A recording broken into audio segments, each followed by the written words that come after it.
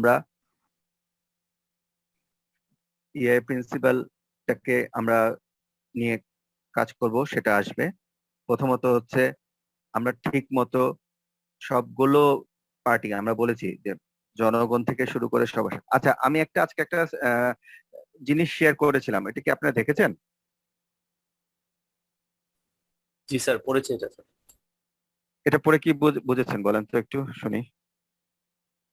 কালকে কিন্তু এটা আলোচনাও হয়েছিল, হ্যাঁ আজকে স্যার। দেখলাম যে এটা পেপারেও এসে গেছে, এবং একটু আগে দেখলাম যে এটা নিয়ে অনেক ইয়ে হয়েছে। সিলেটের বন্যার একটা মূল কারণ হিসেবে এটাকে দেখানো হচ্ছে, স্যার যে ওই জলাবদ্ধতা। জি হ্যাঁ। স্যার, ইন্ডিয়া থেকে যে মূলত যে পানিগুলো আসে সিলেটের ওই দিক দিয়ে, ওই পানি অঞ্চল যে পানিগুলো যে আসে এগুলো মূলত ওই যে এই হাওর অঞ্চল দিয়ে ক্রস করে মেঘনা হয়ে দেন এই পদ্মা হয়ে দেন এই দিক দিয়ে আসতো, এই, বাংলাদেশের মাঝখান দিয়ে যে। মেঘনার মোহনায় চলে হ্যাঁ যায় আর কি। হ্যাঁ হ্যাঁ স্যার। তো Good. ওইখানে প্রায় যে এখন যে সড়কটা করা হয়েছে এটা প্রায় 30 কিলোমিটার, এই যে ইটনা মিঠামইন যেটা।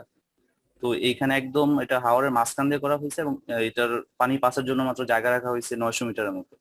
এর জন্য পানি ফ্লোটা পুরাই বাধাগ্রস্ত হয়ে গেছে। তো এই জন্য Right. বন্যাটা আরো বাড়তেছে এরকম আর কি কিছু একটা। তার মানে একটা জিনিস কাজ করার আগে আমাদেরকে আসলে অ্যাড্রেস করা দরকার সমস্যাটা কোথায় হতে পারে। এখানকার লোকাল লোকজন কিন্তু জানে পানি ফ্লোটা কোথা দিয়ে যায়, কোথা বন্যা পানি আসলে কিভাবে যায়। এটা কিছুদিন আগে সুনামগঞ্জে কিন্তু আরেক বার বন্যা হয়েছিল। সেই বন্যার সময়ও কিন্তু বাঁধ কেটে দিতে হয়েছিল, তার ফলে পানি নেমে গিয়েছিল। মানে আমরা একটা কাজ করব, সেই কাজগুলো যদি আমরা আমি এটা বলতে চাচ্ছি যে স্টেক হোল্ডারদের সাথে যদি ঠিকভাবে আলোচনা না করি, তাহলে যে সমস্যাটা গুলো হয়, আমরা ঢাকা থেকে যে একটা দিয়ে চলে আসলাম, সে মতো একটা রাস্তা হয়ে গেল, কিন্তু রাস্তাটা হওয়ার পর এখন কি হলো, এখন রাস্তাটা আবার কাটতে হবে। এই জন্যই মানে এর গুরুত্বটা এখন বুঝতে পারছেন। এর জন্য এখানে কিন্তু বলা হয়েছে যে পরিবেশগত সমীক্ষাটা করা হয়নি, এখানে কিন্তু ভিতরে কিন্তু লেখা আছে, ওখানে ওই লেখাটার মধ্যে। সেই জন্যই সমস্যাটা তৈরি হয়েছে। মানে এই জিনিসটার মধ্যে ট্রান্সপারেন্সিরও অভাব ছিল। মানে যে কোনো উপায়ে হোক কাজটা করতে হবে, যে কোনো মানে এটার কিভাবে হবে, এটার মানে অ্যাকাউন্টেবিলিটিও ছিল না, এবং ক্রেডিবিলিটি তো নাই। সেজন্যই তো আজকে এই সমস্যাটা তৈরি হয়েছে। আর এটার ফলে খরচটাও তো বেড়ে গেল। মানে আবার কাটতে হবে, এখানে হয়তো কালভার্ট দিতে হবে বা অন্য কিছু করতে হবে, পানি ফ্লো করতে হবে। এটা একটা সমস্যা না? এটাই মানে এই জন্যই এর গুরুত্বটা কতটুকু একটা এই মানে প্রাসঙ্গিক ব্যাপার থেকে চলে আসতেছে।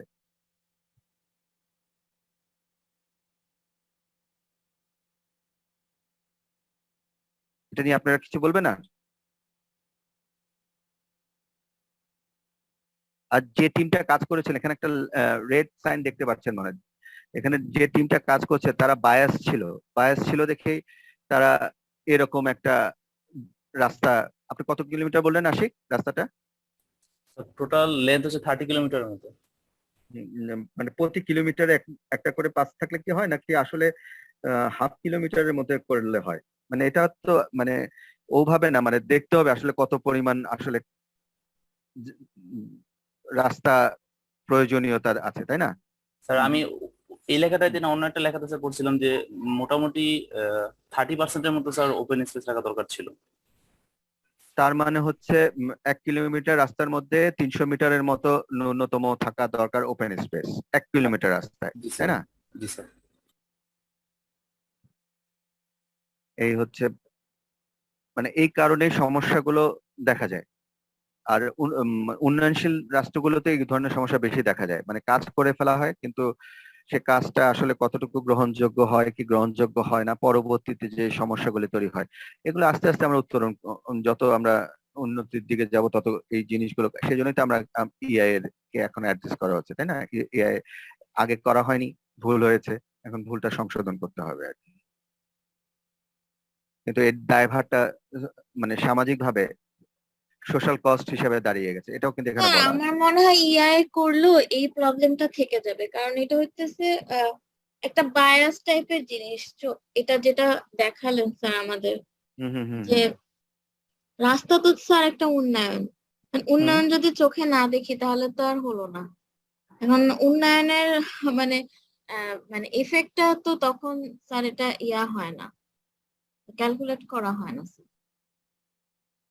এখন উন্নয়নটা তো ক্যালকুলেটের মধ্যে আসবে, আপনার জিডিপির মধ্যে তো আপনার উন্নয়নটা তো আসবেই, সবগুলো তো হ্যাঁ, কিউমুলেটিভ আসবেই। উন্নয়নটা জিডিপির মধ্যে আসবে, কিন্তু এটার একটা ইফেক্ট আছে না, যেমন এই যে ইফেক্টটা হচ্ছে যে রাস্তা চলে যাওয়ার কারণে এই যে পানি আটকায় যাচ্ছে দুই সাইডের, যেই লেখা আছে সবুজ এই জলাবদ্ধতা, জলবদ্ধতা ওয়াটার হচ্ছে, লগিংটা হচ্ছে, ওয়াটার এই লগিং এই হচ্ছে, হ্যাঁ। এইটা তো স্যার চিন্তা করা হয় নাই। এটা তো স্যার হচ্ছে মানে বললাম না, যখন উন্নয়নের কথা আসবে, এই ইফেক্টটা আসবে, তখন কিন্তু স্যার ইআই এর বায়াস হবে। ইআই এর রিপোর্ট যদি আমরা যেটা দিই সেটা দিলেও কিন্তু স্যার মানে এই প্রেক্ষিতে হুম, হুম, হুম, কথাটা ঠিক। জিনিসটা কাজ হবে না। রিপোর্টটা তো না, ইআই এর রিপোর্টটা যেন বায়াস না হয় সেটাও থাকতে হবে। এই জন্যই কথাটাকে লাল দাগ দিয়ে বলা আছে, টিমকে এটাকেও অ্যাড্রেস করতে হবে। কোনো হয়তো সরকারি কাজে আপনি বায়াস হলেন না, কিন্তু বেসরকারি কাজে মালিক পক্ষ আবার এটাও ঠিক, আপনাকে কস্ট এফেক্টিভও হতে হবে। মানে দুটোর মধ্যে একটা ব্যালেন্স থাকতে হবে, সবকিছুর মধ্যে একটা ব্যালেন্স থাকতে হবে। আমি কি রুবাইয়া বোঝাতে পেরেছি? জি স্যার। আচ্ছা, কালকে আপনারাও কিন্তু বলেছিলেন, পরের স্লাইডে আমরা যাই, এসডিজির কথা বলেছিলেন। এসডিজি গোল কয়টা আমাদের টোটাল, আমরা কি জানি? 17টা মনে হয় স্যার। রাইট, 17টাই। 17টাই, 17টা হচ্ছে আমাদের গোল হচ্ছে 30টা, 17টা হচ্ছে আপনার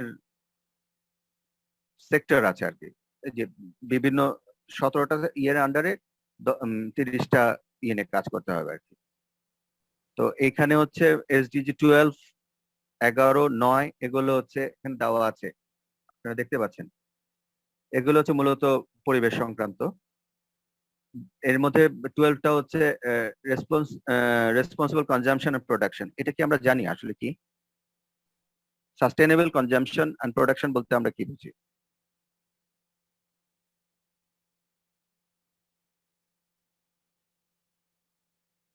সাস্টেইনেবল কনজাম্পশন এন্ড প্রোডাকশন ব্যাপারটা হচ্ছে আপনি এমন ধরনের ব্যবস্থা করবেন যে ব্যবস্থার মাধ্যমে আপনার পণ্য উৎপাদন থেকে শুরু করে বা যে যে কাজই করেন না কেন, সেটা যেন আপনার একটা সার্কুলার ইকোনমির মধ্যে আসে। সার্কুলার ইকোনমি বা এগুলো নিয়ে কি আপনারা কোনো ধরনের আগে কিছু শুনেছেন? আমি শুনিনি স্যার। না মানে স্যার। মূল, আচ্ছা, স্যার সার্কুলার ইকোনমি বলতে কি স্যার মানে চলমান যে অর্থনৈতিক অবস্থা সেটার উপর নির্ভর করে? সার্কুলার ইকোনমি হচ্ছে আপনাকে এমন একটা জিনিস প্রোডাক্ট করবেন, সেই প্রোডাক্টটা যেন রিইউজ হয় আবার।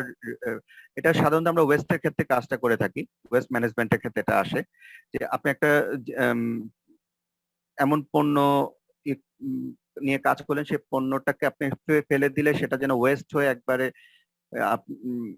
ল্যান্ডফিলে না যায়, সেই ওয়েস্টটাকে যেন আপনি আবার পুনরায় আপনি ব্যবহার করতে পারেন, পুনর্ব্যবহারযোগ্য একটা কিছু করতে পারেন। একটু খটমটে লাগছে? স্যার বুঝতে পারছি। কি বুঝতে পারছেন বলেন? মানে স্যার রিসাইকেলের কথাটা বলা হয়েছে ওয়েস্টের ক্ষেত্রে, রাইট। যেমন স্যার অনেক জায়গায় স্যার প্লাস্টিক রিসাইকেল করে আবার সেটাকে ইউজ করা হয়। হুম হুম হুম। এটা কি মানে আমি এটুকুই বুঝছি যে এটাকে সার্কুলার ইকোনমি বলা হচ্ছে। রাশেদ, তুমি একটু এটাতে সাপ্লিমেন্ট করো, তুমি তো এটা নিয়ে অনেক কাজ করেছো।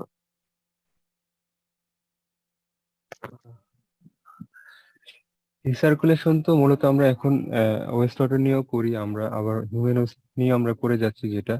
তো এটার মাধ্যমে দেখা যাচ্ছে যেটা আমরা ডাইরেক্ট সরাসরি যেটা এনভায়রনমেন্টে আমরা ফেলে দিচ্ছি, তো ওইটা না করে আমরা যদি ট্রিটমেন্ট করে আর কি এনভায়রনমেন্টে দিই এটাকে, তাহলে মোটামুটি এনভায়রনমেন্টের উপর এই প্রভাবটা আর কি পড়বে না। না, এইটাই সমার্থ এই কথাটাই বলছে, তো তুমি একটু উদাহরণ দিয়ে একটু বোঝাও তো। উদাহরণ যদি দেই, যেমন আমি তো রিসেন্টলি স্প্লাশ বেড নিয়ে যদি বলি, আমরা হিউম্যান ওয়েস্টটাকে দেখা যাচ্ছে আমরা ডাইরেক্ট সেপ্টিক ট্যাঙ্ক ইউজ করি, বা এখন যেটা করা হচ্ছে যেটা সরাসরি ড্রেনে দেওয়া হচ্ছে আমাদের। তো এইটা যদি আমরা ড্রেন না দিয়ে আমরা যদি এটা ট্রিটমেন্ট প্ল্যান করতে পারি যেটা রিসাইকেল করা যাবে এটাকে দিয়ে, তো এটার মাধ্যমে কিন্তু আমাকে এটা মানে স্ল্যাশটাকে আমরা একটা সার হিসেবে ইউজ করতে পারবো। তো মোটামুটি That's এটাতে good. আমরা রেজাল্টও হুম। পেয়ে গেছি এটা দিয়ে, যে আমরা হিউম্যান ওয়েস্টটাকে ডাইরেক্ট সরাসরি নদীতে না ফেলে যদি ট্রিটমেন্ট করে মানে এটাকে প্রপার ইউজ করতে পারি, তাহলে এটাকে আমরা সার হিসেবে বিভিন্ন কাজে ইউজ করতে পারবো, যেটা আমাদের ক্ষতির তুলনা আরো বেশি বেনিফিটেড করবে, যেটা আমরা যদি রিসাইকেল করতে পারি প্রপারলি আর কি ট্রিটমেন্টের মাধ্যমে। এটা কিন্তু পার্ট অফ ইআই। আপনারা তিনজন কি ব্যাপারটা বুঝতে পেরেছেন? Yes sir. আর একটা কাজও তো করা যায়, ওই যে আমাদের যে গ্রে ওয়াটারটা থাকে, গ্রে ওয়াটারটা হচ্ছে আমাদের মানে ওয়াশরুমের ফ্লাশ হিসেবে বা এই হুম হুম, টাইপের এটা ইয়া হিসেবে ইউজ খুবই করা যায়। সুন্দর একটা রূপায় ইয়ে করেছেন। এই আমরা যে আমাদের ওয়াশরুমে কিন্তু দুই রকম সিস্টেম, একটা হচ্ছে আমাদের পুরা একটা যাচ্ছে ফ্লাশ করছি, নর্মাল আমরা হাত ধোয়ার জন্য যে পানিটা করছি সেটাও কিন্তু যাচ্ছে। এই পানিটা কিন্তু ইজিলি কিন্তু আমরা যদি এক লাইনের মধ্যে না দিয়ে আরেকটা লাইনের মাধ্যমে যেত, তাহলে কিন্তু এটা মানে রিইউজ করা যেত। থ্যাংক ইউ, খুব ভালো একটা। তা আমি আমার বাসায় একটা রিউজ করি, আমার এসির পানি জমে, ওটা হুম আমি হুম আমার গাছে দিই। হুম হুম, এটাও ভালো, খুব সুন্দর উদাহরণ, রাইট।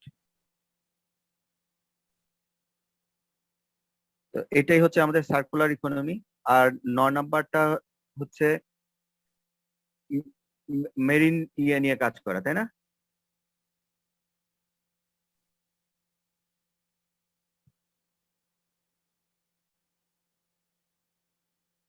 রিসোর্স মানে প্রপার ইউটিলাইজেশন করতে গেলে আপনার সাস্টেইনেবল কনজাম্পশন প্রোডাকশনের দরকার আছে আর কি। এটা হচ্ছে মূল বিষয়বস্তু আর কি।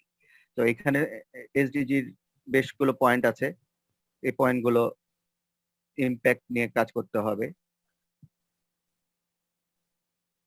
আর ক্লাইমেট চেঞ্জকেও তো সবচেয়ে বেশি আমরা এখন অ্যাড্রেস করছি, এবং এটা ভবিষ্যতে একটা খুব সিরিয়াস একটা ইস্যু হয়ে দাঁড়িয়েছে। তো এটা নিয়েও আমাদের কাজ করা দরকার আছে আর কি। আচ্ছা, আমরা নেক্সট স্লাইডে যাই তাহলে। আচ্ছা, এটা থেকে আপনি কি বুঝতেছেন হ্যাজার্ড, রিস্ক?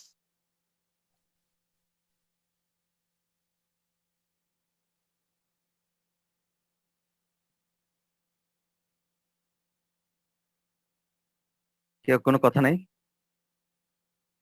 কোনটাকে আমরা হ্যাজার্ড বলবো, কোনটাকে আমরা রিস্ক বলবো?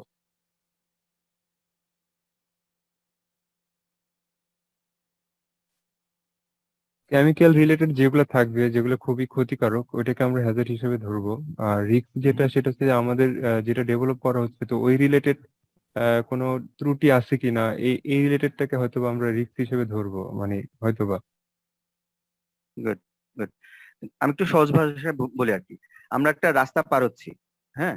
তো এখানে রাস্তা পার হওয়াটা কি, আর এখানে আমরা কোনটাকে হ্যাজার্ড বলবো আর কোনটাকে রিস্ক বলবো? সিম্পলি একটা রাস্তা পার হবো, এই রাস্তা পার হতে গেলে রাস্তার মধ্যে অনেক গাড়ি আছে। এখন এই ক্ষেত্রে কোনটা হ্যাজার্ড, কোনটা রিস্ক? গাড়িগুলো যে পার হচ্ছে, এটা আমার জন্য একটা হ্যাজার্ড তৈরি করতেছে। আর আমি যে এটার জন্য যে একটা অ্যাক্সিডেন্ট হতে পারে একটা চিন্তা করতেছি, এটা হচ্ছে একটা রিস্ক। আমি কি বোঝাতে পারছি? জি স্যার। মানে সিম্পলি আমি একটা বললাম আর কি। আর রাশেদ তো সুন্দর করে বললো, হ্যাজার্ড আর রিস্কের একটা ধারণা দিল আর কি। এটা হচ্ছে আমি একটা সিম্পলিফাই করে দিলাম আর কি ব্যাপারটাকে, যে হ্যাজার্ড আর রিস্কটা হচ্ছে, হ্যাজার্ডটা হচ্ছে আমি যে রাস্তাটা পার হচ্ছি, এটা হচ্ছে আমার জন্য একটা হ্যাজার্ড তৈরি করতে পারে, কিন্তু এটা নিয়ে যে আমি যে ভয় পাচ্ছি সেটা হচ্ছে আমার রিস্ক। এখন তাহলে কোনটা বেশি মানে সমস্যা কোনটায়, হ্যাজার্ডে না রিস্কে? এটা আপনারা বলেন তো দেখি, প্রবাবিলিটি কোনটা বেশি? রিস্কে মনে হচ্ছে স্যার। রিস্ক তো রিস্ক, তো হ্যাজার্ড তো তৈরি করতেছে আপনার জন্য, মানে ডাইরেক্ট ইম্প্যাক্টটা কোনটার উপর আসতেছে। এটা থাকলো, এটা আপনি পরে আমাকে জানেন। এটা থাকলো, এটা একটা কিন্তু চিন্তা করার অনেক কিছু আছে। এগুলো মানে ইয়ার নিয়ে যখন কাজ করবেন এই ব্যাপারগুলো কিন্তু আসবে, সেজন্য আপনাদেরকে এটা বললাম আর কি। আমরা তাহলে পরের স্লাইডে যাই। স্যার একটা কথা, যেটা হচ্ছে স্যার হ্যাঁ, হ্যাজার্ডটা কি আমরা ইম্প্যাক্টটাই বলতেছি? হ্যাজার্ডটাকে আমরা মানে স্যার রিস্ক যেহেতু হচ্ছে হ্যাজার্ড আছে দেখে আমার রিস্কের সম্ভাবনাটা বেড়ে যাচ্ছে, রিস্কটা এখন হচ্ছে হ্যাজার্ড, আর আমি যে হ্যাজার্ডের দিকে যে এক্সপোজ হচ্ছি, এটা কম্বিনেশন, জি এটা স্যার। কম্বিনেশনটা, এটা হচ্ছে আমার রিস্ক।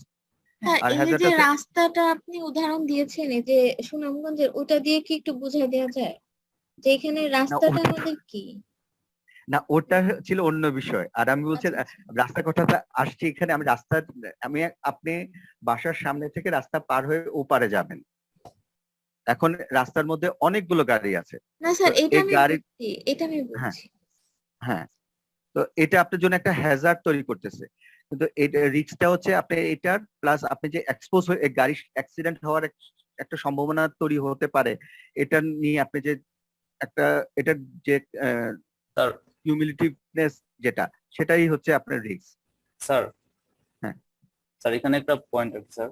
আমি যেই বলেন। টপিকটা নিয়ে স্যার থিসিস করেছিলাম, এটা হচ্ছে স্যার ভালনারেবিলিটি অ্যাসেসমেন্ট অফ একটা জায়গা সিলেট সদরের 3টা পলিউটেন্টস নিয়ে স্যার, আর্সেনিক, ক্লোরিন এবং আয়রন। তো স্যার এটা দিয়ে আমি স্যার এই ভালনারেবিলিটি অ্যাসেসমেন্ট ম্যাপ তৈরি করেছিলাম। তো এই ম্যাপটা দিয়ে স্যার আমি যে কোনো একটা ডিসিশন মেকার ম্যাপটা দেখে বুঝতে পারবে যে ওই জায়গাটাতে সে, ম্যাট্রিক্স তৈরি করেছিলেন আপনি একটা? না না স্যার, জাস্ট ম্যাপ, স্পেশাল আচ্ছা ম্যাপ আচ্ছা তৈরি করেছিলাম আর কি সফটওয়্যার আচ্ছা। দিয়ে। তো ওইটা দিয়ে যে কোনো একজন ডিসিশন মেকার উপর লেভেলে উনি বুঝতে পারবে যে আমি কোন কোন জায়গায় নলকূপ স্থাপন অনুমতি দিব বা দিব না। তো ওই ম্যাপটাকে আমরা বলেছি স্যার এই ভালনারেবিলিটি ম্যাপ। তো আচ্ছা, এটা একটা জিনিস। তাহলে স্যার ভালনারেবিলিটি আর হ্যাজার্ডটা কি স্যার আমি একই বলতে পারি? আর রিস্ক হচ্ছে স্যার কেউ যদি পানিটা ইউজ করতে যায়, সেটা হচ্ছে রিস্কে পড়ে আপনি স্যার। খুব ভালো ডিফারেন্সিয়েট একটা পয়েন্ট কিভাবে হয়? তুলেছেন, ভার্নারেবিলিটি আরেকটা পয়েন্ট, এটাও আরেকটা ইয়ে, আচ্ছা কতটুকু ভার্নারেবল, এটা কতটুকু, এটা রিস্ক বা হ্যাজার্ডের দিকে, টেন্ডেন্সির দিকে যাবে, এটা কিন্তু আরেকটা কম্পোনেন্ট। আমি আজকে অবশ্যই এটা আনি নাই, এটার মধ্যে তুলি নাই, কিন্তু এটা কিন্তু একটা কম্পোনেন্ট, ভার্নারেবিলিটি একটা কম্পোনেন্ট, এটা কিন্তু হ্যাজার্ড না, রিস্কও না, এটা মাঝামাঝি একটা জিনিস। এটা হচ্ছে ওইটার দিকে টেন্ডেন্সি কোনটার দিকে যাবে, এটা কি হ্যাজার্ড তৈরি করবে না রিস্ক তৈরি করবে, মধ্যবর্তী একটা প্রক্রিয়া,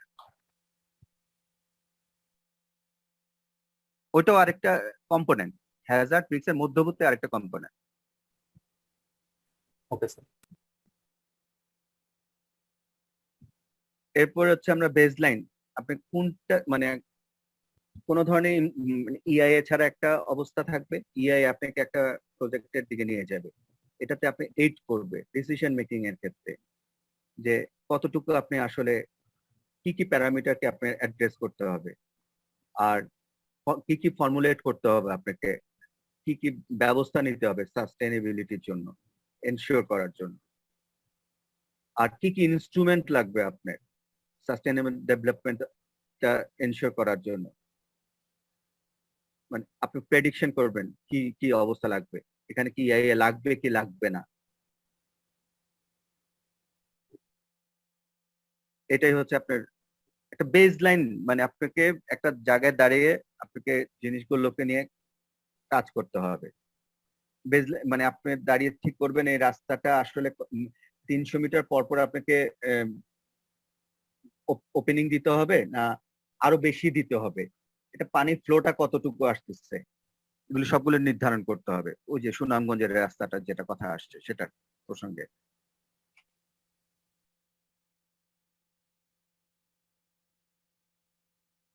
আসলে এখানে আসলে ইআই জিনিসটাতে কিন্তু প্রচুর থিওরি আছে, এবং থিওরি গুলোকে বুঝতে হবে, সেগুলোকে না বুঝে আগালে কিন্তু পরবর্তীতে মানে পুরো ব্যাপারটা নিয়ে আর আপনারা দুজন তো ক্লাস করেছেন মনে হয়, রুবাইয়া, সমার্থী, আপনারা তো দুজন ক্লাস করেছেন, এগুলোকে ক্লাসগুলোতে আপনারা পেয়েছেন?